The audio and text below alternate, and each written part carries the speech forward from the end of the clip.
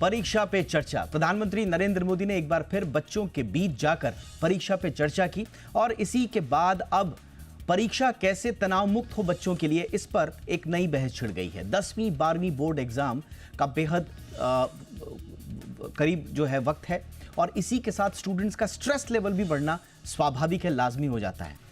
PM Modi ने आज परीक्षा पर चर्चा की और ताकि मनोबल बना रहे बच्चों का, स्ट्रेस लेवल कम हो सके।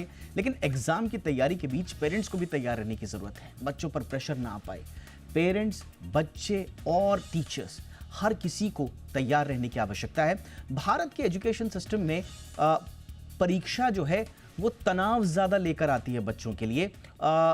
भविष्य के सपनों के लिए एक पायदान इसे के तौर पर इसे नहीं देखा जाता, बल्कि इसे एक ऐसे पड़ाव के तौर पर देखा जाता है जहां पर करो या मरो की स्थिति बच्चों के सामने आ जाती है। इसीलिए आज हम बच्चों को तनाव मुक्त एग्जाम के कुछ खास टिप्स देने जा रहे हैं, देश के जाने माने एजुकेशनिस्ट्स के साथ, साइकोलॉजिस्ट्स के साथ। सबसे पहले ये रिपोर्ट देखिए। मेरा नाम है दीपक डोभाल, आप देख रहे हैं आपकी खबर आपका फायदा। मैं लौट रहा हूं खास मेहमानों के साथ।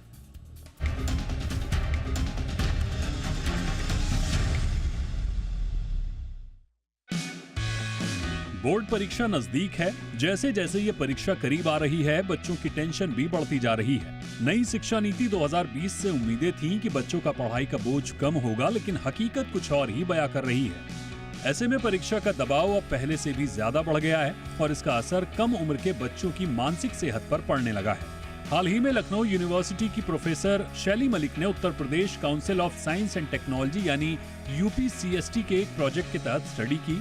इस रिसर्च में चौंकाने वाला खुलासा हुआ। पहले जहां 12वीं के छात्रों में स्ट्रेस सबसे ज्यादा देखा जाता था, अब वही स्तर 9वीं के बच्चों में देखने को मिला। इस रिसर्च में कॉर्टिसोल और मेलाटोनिन हार्मोन्स की स्टडी की गई। कॉर्टिसोल जिसे स्ट्रेस हार्मोन कहा जाता है और मेलाटोनिन जो नींद को नियंत्रित करता है। दोनों ही हार्मोन का स्तर 9वीं और 12वीं के छात्रों में लगभग एक समान पाया गया। लखनऊ के अलग अलग स्कूलों से 13 से 19 साल के 884 बच्चों से उनके रूटीन, नींद के पैटर्न और एक्टिव टाइम के बारे में जानकारी ली गई, जिससे पता चला कि परीक्षा के दौरान बच्चों का स्ट्रेस लेवल बाकी दिनों की तुलना में बहुत अधिक हो जाता है। कंपटीशन का माहौल बच्चों के मनोवैज्ञानिक स्वास्थ्य पर गहरा असर डाल रहा है। परीक्षा के बढ़ते दबाव को देखते हुए परीक्षा पे चर्चा 2025 के 8वें संस्करण का आयोजन दिल्ली की ऐतिहासिक सुंदरी नर्सरी में किया गया। इसमें देश भर से आए स्टूडेंट्स ने हिस्सा लिया और प्रधानमंत्री नरेंद्र मोदी से अपने सवाल पूछे। पीएम मोदी ने न सिर्फ उनके सवालों के जवाब दिए, बल्कि परीक्षा के तनाव से लड़ने के प्रैक्टिकल टिप्स भी दिए। उन्होंने छात्रों को ये समझाया कि स्ट्रेस को अपनी ताकत में बदलें और पॉजिटिव अप्रोच रखें। अब आइए जानते हैं कि बच्चों को स्ट्रेस से बचने के लिए किन बातों का ध्यान रखना जरूरी है। बच्चों पर अनावश्यक दबाव न डालें, क्योंकि हर बच्चा अलग होता है। उनसे दोस्ताना व्यवहार रखें, जिससे वे खुलकर अपनी बातें साझा कर सकें। घर का पौष्टिक खाना खिलाएं, क्योंकि जंक फूड तनाव को और बढ़ा सकता है। बच्चों के लिए संतुलित दिनचर्या और पर्याप्त नींद जरूरी है।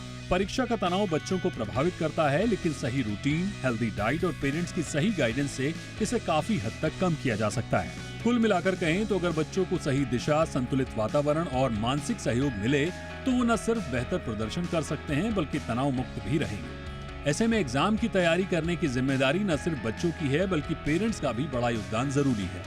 ब्यूरो रिपोर्ट, जी मीडिया।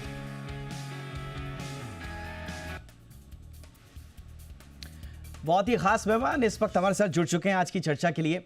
स्वागत करते हैं आनंद कुमार जी का, फाउंडर हैं सुपर 30 के। आनंद कुमार सर, गुड इवनिंग, बहुत बहुत स्वागत है आपका हमारे शो पे। हमारे साथ हैं अशोक पांडे जी, जाने माने एजुकेशनिस्ट हैं। बहुत बहुत स्वागत है अशोक पांडे सर आपका हमारे शो पे। हमारे साथ हैं डॉक्टर श्रेष्ठा बेपारी, सीनियर साइकोलॉजिस्ट, अपोलो हॉस्पिटल से जुड़ी हुई हैं। डॉक्टर बेपारी, गुड इवनिंग मैम, बहुत बहुत स्वागत है आपका। आनंद कुमार सर, चर्चा की शुरुआत आपसे ही कर रहे हैं और बड़ा पुराना ये प्रश्न है, एक बार फिर अब चर्चा का विषय, सवाल यही है कि कैसे प्रैक्टिकल सॉल्यूशंस तलाशे जाएं जिससे हम बच्चों को एग्जाम के फियर से बाहर निकाल पाएं।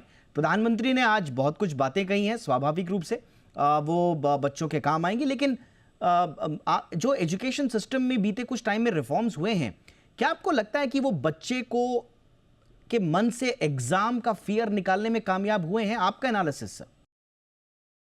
बहुत हद तक हुए हैं, लेकिन कंपटीशन इतने बढ़ रहे हैं और लोगों का इतनी महत्वाकांक्षाएं बढ़ रही है, पेरेंट्स का दबाव बढ़ रहा है, तो इस तरह से बच्चे तो प्रेशर में आ ही जाते हैं। इसलिए माननीय प्रधानमंत्री जी ने अच्छी बात कही कि दबाव न लें।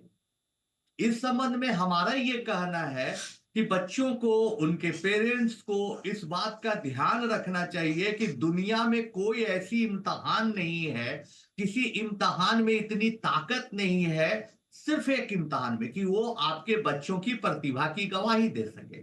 तो किसी खास एक एग्जाम के लिए, माना कि बोर्ड एग्जाम बहुत इंपॉर्टेंट है, बच्चों पर अननेसेसरी प्रेशर ना बनाए। साथ साथ माता पिता उससे उत्साहित करें, पॉजिटिव बोले। अभी अच्छी बात थी माननीय प्रधानमंत्री जी का, मैं सुन रहा था कि भाई मोटिवेटेड रहे, ऐसे लोगों की जरूरत होती है इस समय। तो जो आपको मोटिवेट करे, आपके फैमिली मेंबर में जो करे बच्चों को, उनके साथ बच्चों को बातचीत करना चाहिए, जो जीवन को अच्छा रास्ता दिखाए, हर बात में कुछ अच्छा ऐड करे। अभी ऐसे लोगों की जरूरत है उन बच्चों को। साथ साथ श्रेष्ठा जी जैसे लोग जो मनोवैज्ञानिक तौर पर बच्चों को मजबूत कर पाए, ऐसे लोगों की भी जरूरत है। तो मेरा मानना है, सबसे बड़ी बात, मैं अपने बातों का निष्कर्ष पर आ रहा हूं, कि बच्चों पर दबाव ना बने, इसके लिए माता पिता, मनोवैज्ञानिक, हम लोग जैसे शिक्षक भी उसके जिम्मेवार हैं कि भाई उसकी जिम्मेवारी लिया, बच्चों को दबाव और तनाव मुक्त करें। कहा कि जिम्मेवारी लें, चाहे वो शिक्षक हैं चाहे वो पेरेंट्स हैं। और अशोक पांडे सर, अक्सर देखने में ये आता है जो फिक्स्ड माइंडसेट थ्योरी है, वहाँ पर हमारे पेरेंट्स से मैं अगर शुरुआत करूँ, घर से ही क्योंकि शुरुआत करूँगा, वहाँ पर जो गलतियाँ होती है फिक्स्ड माइंडसेट थ्योरी के अंतर्गत, कि आप ओवर एम्फेसाइज करते हैं ग्रेड्स पर। आपने भले ही अब नाम बदल दिए, पहले मार्क्स होते थे, आप कह रहे हैं कि साहब ग्रेड्स है, लेकिन वो एम्फेसिस जो है वो उसी पर है। वो over emphasization on grades, over efforts, बच्चे ने एफर्ट क्या लगाया इस पर कोई ध्यान देता ही नहीं है। वो कहते हैं रिजल्ट क्या था, अंत तो गत्वा ग्रेड क्या आया, मार्क्स कितने आए। इसमें अभी भी पेरेंट्स फंसे हुए हैं सर, कैसे निकले यहाँ से? जी, बहुत अच्छी बात कही आपने दीपक जी। और मेरा सिर्फ एक ये निवेदन है कि अगर पेरेंट्स के मन में चाहे जितनी भी अपेक्षाएं हों, आकांक्षाएं हों, ग्रेड्स और मार्क्स को लेके जो भी वो कह रहे हों, केवल ये एग्जामिनेशन के 1 महीने पहले से भी अगर वो बच्चों के प्रति एक विशेष कॉम्पैशनेट एटीट्यूड पैदा कर दें कि बच्चों को अब ठीक है, जो कुछ हो गया है, लेकिन इस बीच जो है, हमारे लिए ये बच्चा एक वीआईपी है, एक बहुत महत्वपूर्ण व्यक्ति है। इसको इस समय ना कोई दबाव डालना है, ना कोई कंपैरिजन करना है, ना इसके भविष्य की बात करनी है। इसको, जैसा कि प्रधानमंत्री जी ने कहा, कि इसकी फिजिकल एनवायरनमेंट, इसका जो है माइंडफुलनेस, इसका योगा, इसकी एक्सरसाइज, इसका रिवीजन, और कोई एक स्मार्ट टेक्निक अगर हो रिवीजन के लिए, जिसमें टीचर्स बहुत बड़ी भूमिका निभा सकते हैं। उदाहरण के लिए कि सारे बच्चे पूरे सिलेबस को हैंडल नहीं कर सकते, तो क्या एक हम टेक्निक करें कि जिसमें उसकी दक्षता है, पहले उसको तैयार कर ले, अपने गोल को रिकैलिब्रेट कर ले, और इस तरह की चीजों को करके फ्यूचर तो हम एग्जाम के बाद भी बात कर लेंगे, लेकिन उस फ्यूचर को एग्जाम के बीच में एक तनाव मुक्त वातावरण में और हम बेहतर ना बना करके एक दूसरी गलती कर बैठेंगे। तो आपके जो प्रश्न है, ये तो एक माइंडसेट की बात है, नैरेटिव की बात है। पेरेंट्स के अंदर एक कुछ एस्पिरेशंस होंगी, लेकिन उनको भी सोचना है। और मैं आपको बड़े विश्वास के साथ कह सकता हूं कि दिनों दिन जैसा कि हम देख रहे हैं, पेरेंट्स और अभिभावक जितने हैं, वो बच्चों के भविष्य को एक एग्जामिनेशन से कनेक्ट करने का जो एक बहुत दृढ़ एक निश्चय था, उसमें काफी कमी आती जा रही है। और ये बड़ा एक सुखद समाचार है। एब्सोल्युटली सर, यानी कि बदलाव ज़रूर आए हैं, लेकिन डॉक्टर श्रेष्ठा बेपारी, ये बदलाव क्या उस हिसाब से आए हैं, उस पैमाने पर आए हैं जिसकी हमें आवश्यकता है? आप तो साइकोलॉजी के पूरे क्षेत्र में बड़े महत्वपूर्ण आलोक स्तंभ हैं हमारे, लेकिन मैं जितना साइकोलॉजी पढ़ पाया हूँ, अभी भी जो मैस्लोज हायरार्की का एक सिद्धांत कहता है कि जो अनमेट सेफ्टी या स्टीम नीड्स हैं, जिसमें बार बार आपको फियर ऑफ जजमेंट होता है, आज भी हम फंसे हुए हैं, कंपेयर कर रहे हैं बच्चों को उनके पीयर्स से। तो ये लगातार जो उनका फियर ऑफ जजमेंट है, वो उनके स्ट्रेस को एग्जैजरेट करता है। अभी तक हम इसको खत्म नहीं कर पाए हैं। चाहे कोई भी एग्जाम हो, सबसे पहला कंपैरिजन उसके पीयर से होगा, या फिर उस पर जजमेंट का प्रश्न चिन्ह होगा मैम। तो थोड़ा मैम बताइए कितना हम पहुंचे अभी तक और कितना अभी काम बाकी है। वेरी गुड क्वेश्चन दीपक। पहली बात तो ये है कि बच्चे एग्जाम देने से पहले ही डर जाते हैं कि मुझे एक पर्टिकुलर ग्रेड नहीं मिला तो क्या होगा। अगर आप देखो एक आईआईटी भी किसी को मिल गया तो भी सवाल आएगा कि बेटा रैंक क्या मिला तुम्हें। अच्छा 5,000, मेरे बेटे को तो 1,500। तो कंपैरिजन वहां पर भी है। सो हम कहीं ना कहीं ये रैंक रेटिंग और ग्रेडिंग सिस्टम में ही फंस गए और इसका pressure we are constantly raising the bar for our children. पहले जमाने में 75 to 80% मिल जाता बहुत बड़ी बात हो जाती। आजकल 95% मिलने से भी बच्चे संतुष्ट नहीं है क्योंकि किसी और को 97 मिल गया, एक प्रीमियर इंस्टीट्यूशन हाथ से चला गया। और इसका प्रेशर पेरेंट्स के ऊपर पे भी आता है कि बच्चों को उस तरीके से तैयार करो। और हम डराते बहुत हैं, आपको ये वाला ग्रेड नहीं मिलेगा तो वो छूट जाएगा, जिंदगी से ये निकल जाएगी, ये हो जाएगा। करते करते बच्चे ऑलरेडी इतने डर गए। पीयर प्रेशर तो है कि मेरे नेबर का बेटा उसको इतना मिला, मैं इतना पढ़ने के बावजूद भी मुझे इतना नहीं मिला। सो कंपैरिजन आ रहा है, डर रहे बच्चे। और जब हम डरेंगे, limbic system fight flight and freeze response जब ट्रिगर होंगे, तब हमारा लॉजिकल ब्रेन काम नहीं करेगा। हम शांत होकर पढ़ाई में मन लगा के फोकस, अटेंशन, कंसंट्रेशन ये नहीं हो पाएगा। और जितना हम वरी फेज में जाएंगे, जितना एंजाइटी जोन में जाएंगे, उतना we will miss out on the focus and attention. तो बच्चा जितना कर पाता था प्रेशर में आके अब उतना भी नहीं कर पाएगा। So we are getting our children caught up in that web. तो हम कहाँ पहुंचे हैं? I am still wondering. Absolutely ma'am, आपने बिल्कुल सही कहा। मोटिवेशन कई बार हम ये मेरा व्यक्तिगत अनुभव भी है कि कई बार बच्चों को इसलिए डांट दिया जाता है, अरे हम तो इसलिए डांट रहे हैं ताकि वो मोटिवेटेड रहे। और यहीं पर ही एक फियर बेस्ड मोटिवेशन का जो मॉडल आ जाता है कि साहब अगर फेल नहीं हुए तो कोई फ्यूचर नहीं बनेगा, देखो अगर तुमने ये एग्जाम पास नहीं किया तो फिर जिंदगी भर बर्तन धुलने पड़ेंगे, and so and so fourth. ये जो ऑपरेंट कंडीशनिंग हम कर रहे हैं बच्चों की, क्या ये सही है? और अभी भी क्या हम फियर बेस्ड मोटिवेशन से बाहर आ पाए हैं? उसके साथ एक कंस्ट्रक्टिव पॉजिटिव मोटिवेशन हम क्यों नहीं दे रहे हैं कि कोई बात नहीं, अगर फेल भी हो जाओगे तो कोई प्रॉब्लम नहीं यार, हम तुम्हारे साथ हैं, बस गिव योर बेस्ट शॉट। क्या हम वो वाली मोटिवेशन पे अभी आ पाएं? एक छोटे से ब्रेक के बाद इस पे भी चर्चा करेंगे क्योंकि हमारे कॉन्सेप्ट्स शायद एक पेरेंट होने के नाते, एक टीचर होने के नाते और स्टूडेंट होने के नाते भी अभी भी हिले हुए हैं। एक छोटे से ब्रेक के बाद इन पर चर्चा।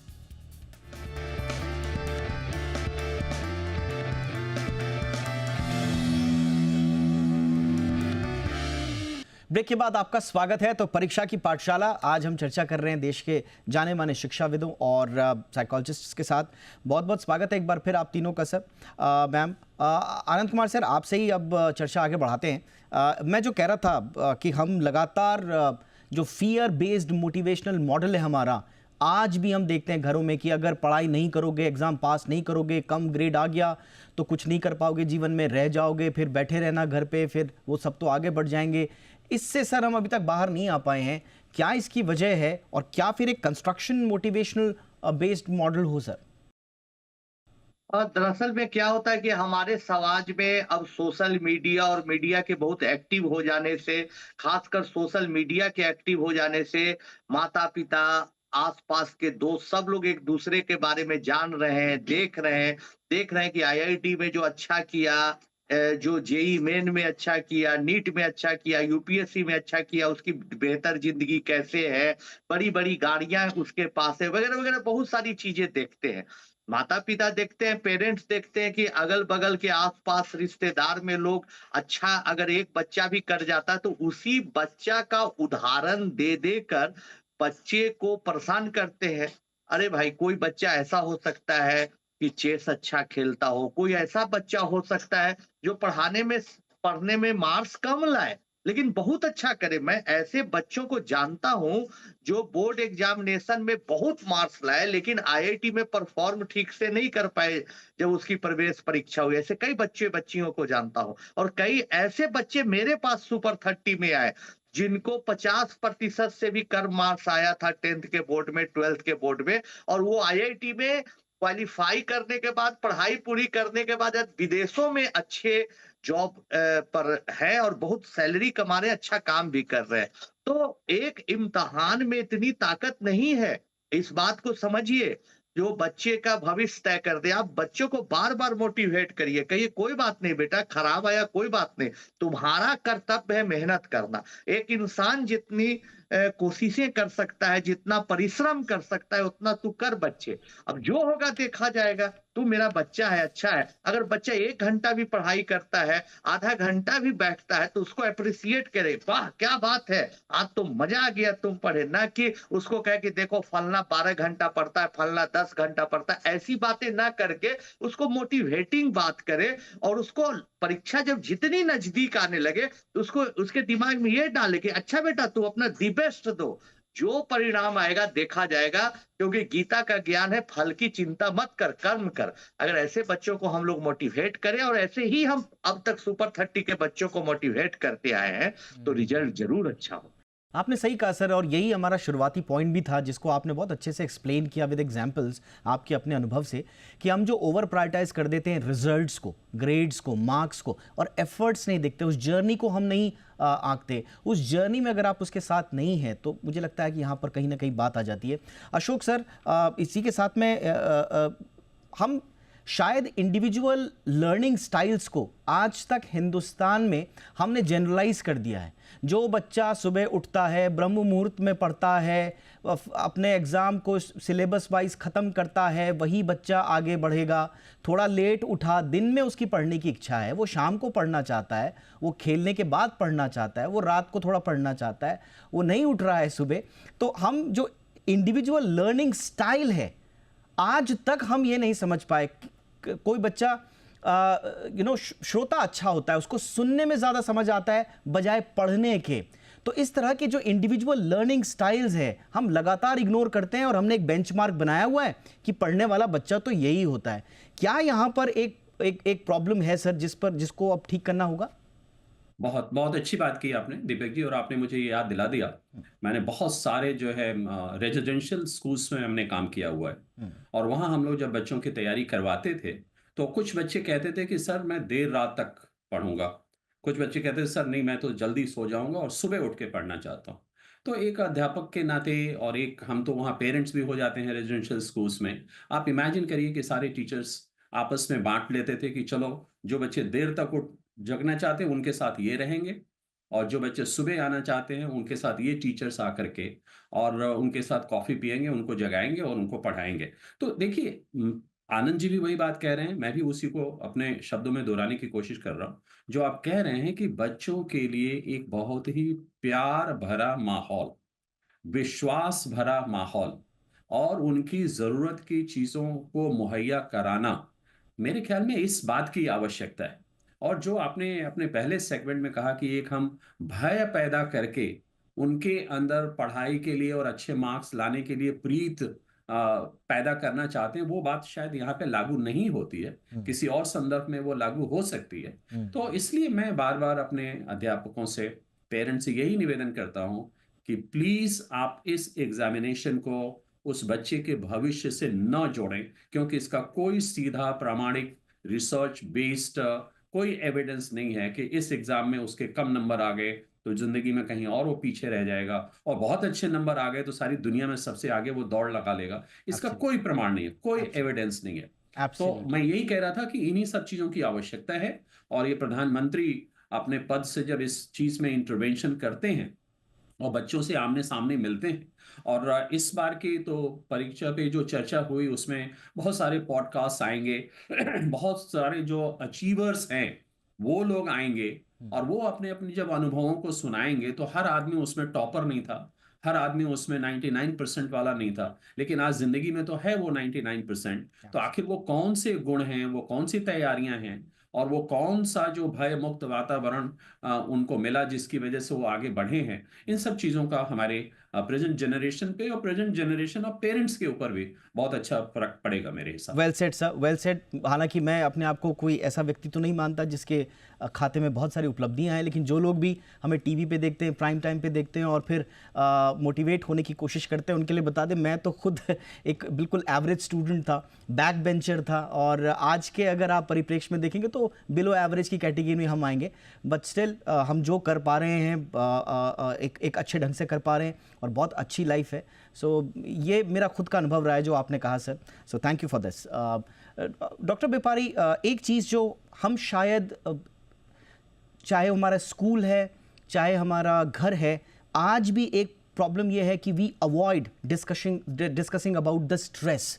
कोई बोलता है कि मुझे तनाव हो रहा है, कुछ होता है, उसको डांट डपट के, अरे तुम्हें तनाव कैसे हो सकता है, क्या बात कर रहे हो, अरे अरे, उसको ऐसा हवा बना देंगे लाइक स्ट्रेस इज समथिंग कि बिल्कुल जीवन और मौत का प्रश्न हो गया है। और ये जब बच्चे अपने आसपास देखते हैं, अपनी पीढ़ी दर पीढ़ी देखते हैं, तो एक मेरे ख्याल से कलेक्टिव एक मेंटालिटी भी बन गई है कि हेल्प सीकिंग को एक स्टिग्मा और शेम की तरह बच्चे देखने लग गए हैं कि मैं किसी से अगर बात करूंगा तो मेरे को पता नहीं क्या बोला जाएगा, मेरे को तो ऑलरेडी लूजर घोषित कर दिया जाएगा। ये मैम कैसे ठीक हो? Beautiful the way you have put it. Seriously, I have seen many clients who say that I was very hesitant to approach you क्योंकि मुझे लगता है कि मेरा प्रॉब्लम, मेरी मानसिकता का जो भी प्रॉब्लम है, स्ट्रेस है, एंजाइटी है, वो मुझे खुद झेलना चाहिए, otherwise I will be labelled as a weak personality. नहीं, जैसे आपका शरीर तंदुरुस्त है पर आपका पेट खराब हो सकता है, आपको सर्दी जुकाम हो सकता है, आप डॉक्टर के पास जाते हैं, मेडिसिन लेते हैं, ठीक हो जाते हैं, उसके साथ आपके पर्सनालिटी का कोई संबंध नहीं है। सिमिलरली अगर आप स्ट्रेस में है, एंजाइटी में है, and if you need professional advice, because we provide with the tools, sometimes medication is also given if the anxiety is very overwhelming, तो उसके साथ शर्मिंदगी का कोई सीधा संबंध तो है नहीं। और दूसरी बात, हम ना कुछ इमोशंस को बहुत खास जगह दे दिया है और बाकी इमोशंस को रिजेक्ट कर दिया है। जैसे if I am happy, if I am elated, if I am joyful, that is the only perfect emotion to have. मुझे एंजाइटी नहीं हो सकता, स्ट्रेस नहीं हो सकता, डिप्रेशन नहीं हो सकता। ये स्टिग्मा भी क्यों? Because this is also healthy part of mental health. आप खुश, सी वी वर्क इन ऑपोजिट्स। खुशी है तो दुख भी है, दिन है तो रात भी है, तो हैप्पीनेस है तो सैडनेस भी है, एंजाइटी भी है, आपका कॉन्फिडेंस भी है, कॉन्फिडेंस के साथ साथ स्ट्रेस और एंजाइटी भी आ सकता है। तो इस तरीके से लेबल कर देना कि मुझे एंजाइटी होना नहीं चाहिए और होने से ही मुझे दूर भागना है, बिल्कुल, that is dangerous. Accept it, it is also an emotion and the word should be spoken as I am anxious but not always, I am stressful but not always. तो बाकी का भी देखें, जहां पे मैंने परफॉर्म किया है विदाउट बीइंग एंग्शियस और स्ट्रेसफुल, तो वो हमारे रेजिलियंस बिल्डिंग में बहुत हेल्प करता है। एब्सोल्युटली मैम, देखिए कितनी अच्छी अच्छी बुनियादी बातें आज कही हैं। प्रधानमंत्री नरेंद्र मोदी ने भी अपनी तरफ से पूरा मोटिवेट करने की कोशिश की है, बहुत अच्छी अच्छी बातों को बच्चों के सामने रखा है। हम चाहते हैं कि ये ज़्यादा से ज़्यादा बच्चों तक बातें जाएं। बहुत बहुत धन्यवाद देंगे आप तीनों का, बहुत बहुमूल्य इनपुट्स आपने दिए हैं। Anand Kumar sir, thank you sir. Ashok Pande sir, बहुत बहुत शुक्रिया sir. Doctor Shreshtha Bepari, thank you so much ma'am, आप तीनों के वक्त के लिए। आपकी खबर आपका फ़ायदा में इतना ही, नमस्कार।